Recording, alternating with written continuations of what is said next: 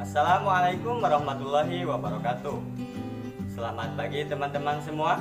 Semoga kita selalu dalam keadaan sehat walafiat dan terus tetap menjaga kesehatan di masa pandemi seperti ini.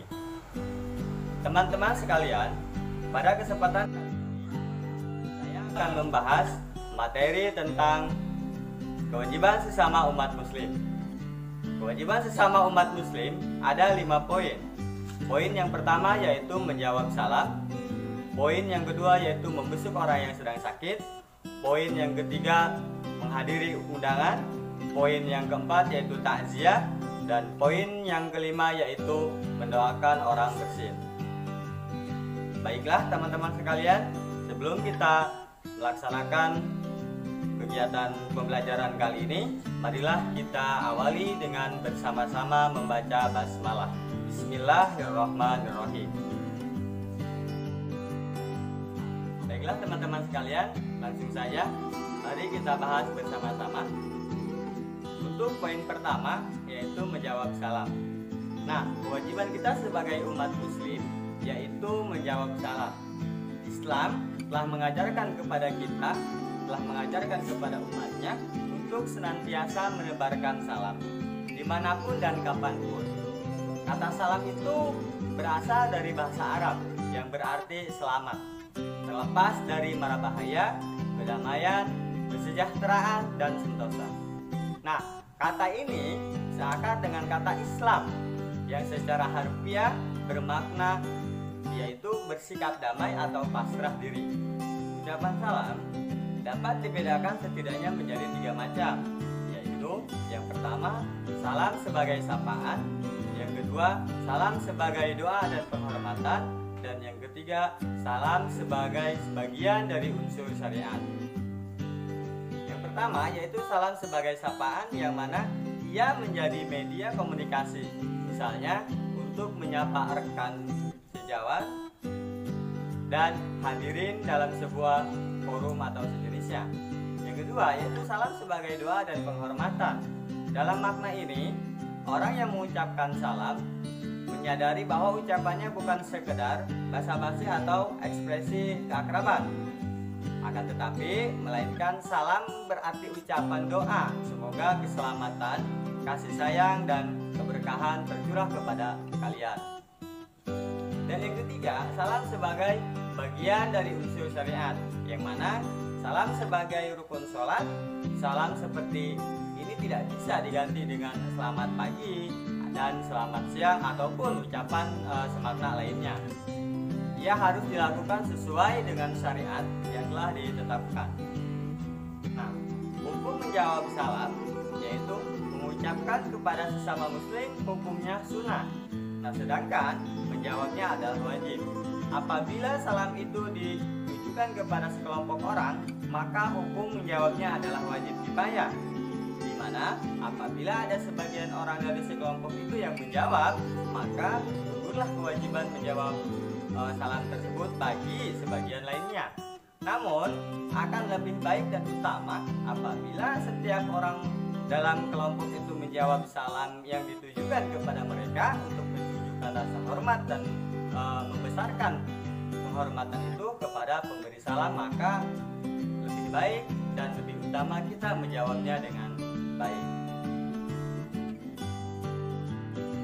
Ada orang yang tidak terkena kewajiban menjawab salam, antara lain yaitu orang yang sedang sholat, khotib yang sedang menyampaikan khutbah, orang yang sedang membaca Al-Quran, orang yang sedang adzan dan iqomah, dan yang terakhir yaitu ketika sedang buang air atau berada di kamar mandi.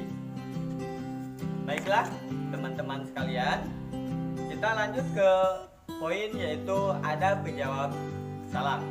Nah, mengucapkan salam kepada sesama muslim tidak hanya diperintahkan kepada orang yang tidak kenal saja, tetapi kepada orang yang tidak kita kenal pun dianjurkan untuk mengucapkannya. Maka dari itu, ketika kita mengucapkan salam bukan hanya kepada orang yang kita kenal saja, tetapi yang tidak kenal pun kita lebih baik dan lebih utama untuk mengucapkan salam. Nah, teman-teman sekalian, kita menginjak kepada poin yang kedua, yaitu kewajiban kita sebagai sesama umat muslim, yaitu membesuk orang sakit. Nah, ada membesuk orang yang sakit itu, ya adalah membesuk orang sakit salah satu amalan yang disyariatkan di dalam Islam yang dicontohkan oleh Rasulullah SAW.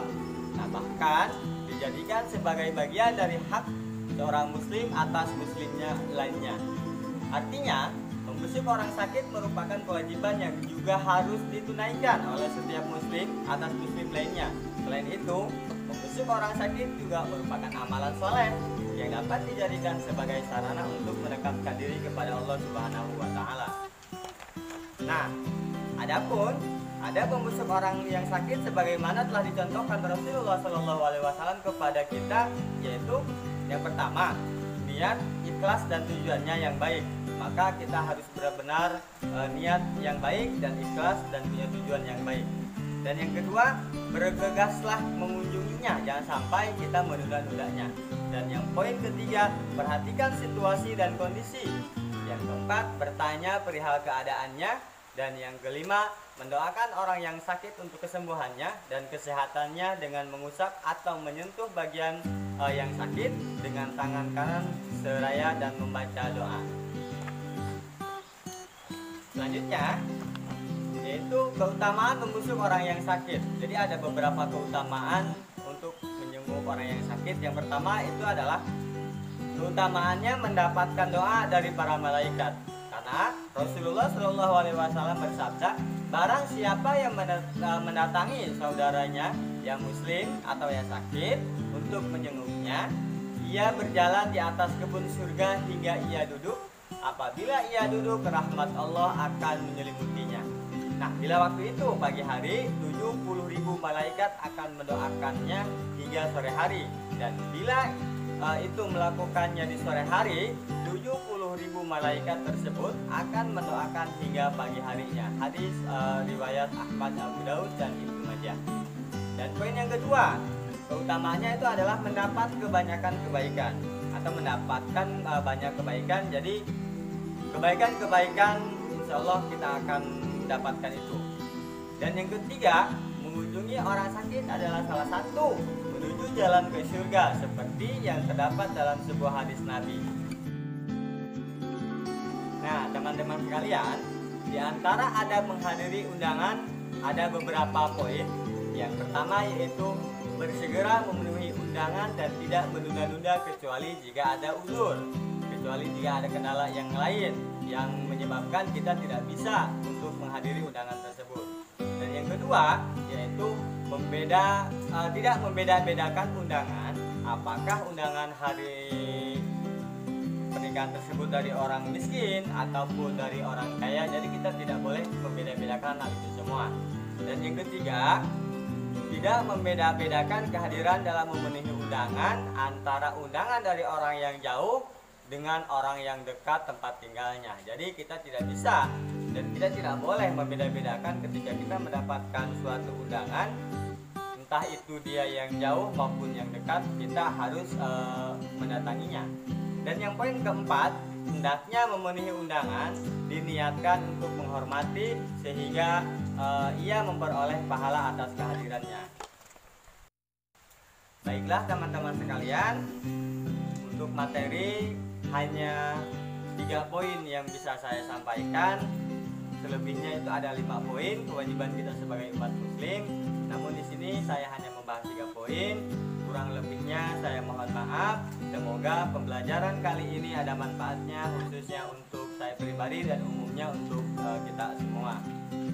Untuk mengakhiri kegiatan pembelajaran kali ini, marilah kita bersama-sama mengucapkan hamdalah alhamdulillahirabbil alamin. Terima kasih atas waktunya. Mohon maaf segala atas kekurangannya.